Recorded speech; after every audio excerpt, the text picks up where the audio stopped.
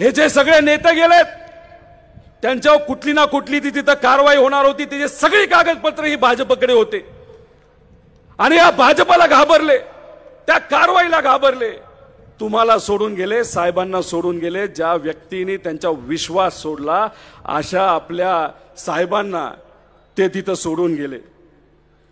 म्हणजे गुरुला संकटात साथ देण्याऐवजी ते पळून गेले. अरे बाबांनो, लोकसभा गेल्यानंतर एकतर तुमचा आणि तुमचे नेते अजितदादांचा या भाजपला काही फायदा राहणार नाही. लोकसभा संपली की तुम्हालाही असे ते सोडून देणार आहेत.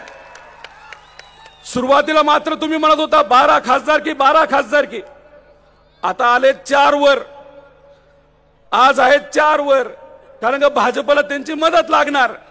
एकदा लोकसभा संपली आणि दिल्ली वाल्यांना यांचा उपयोग संपला की विधानसभेला आहेत भाजपच्या शिक्क्यावर लढायला. ही अशी या लोकांची परिस्थिती आहे. खरं तर विकासासाठी आम्ही गेलो, विकासासाठी गेलो असं म्हणतात. विकास कोणाचा हे तरी तुम्ही सांगायला पाहिजे होतं. विकास तुमचा असू शकतो, अरे पण सामान्य लोकांचा विकासाच्या बद्दल तुम्ही काय बोलणार, काय करणार याच्याबद्दल बोला.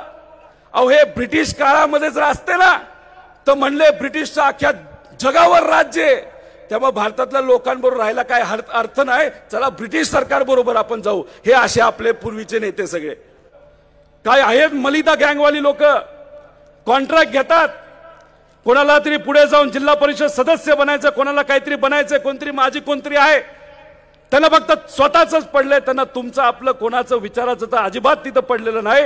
ह्या लोकांचं काय करायचं हे निर्णय तुम्ही सर्वजण घ्याल. पण मी तुम्हाला अभिमानाने आणि विश्वासाने या ठिकाणी सांगतो की येत्या काळामध्ये आपल्या या महाराष्ट्रामध्ये लोकसभा असू द्या नाही तर विधानसभा असू द्या, इथं सामान्य लोकांचं राज्य आल्याशिवाय राहणार नाही. म्हणजे इथं आदरणीय पवार साहेबांच्या मार्गदर्शनाखाली आपली सत्ता या महाराष्ट्रामध्ये आल्याशिवाय राहणार नाही.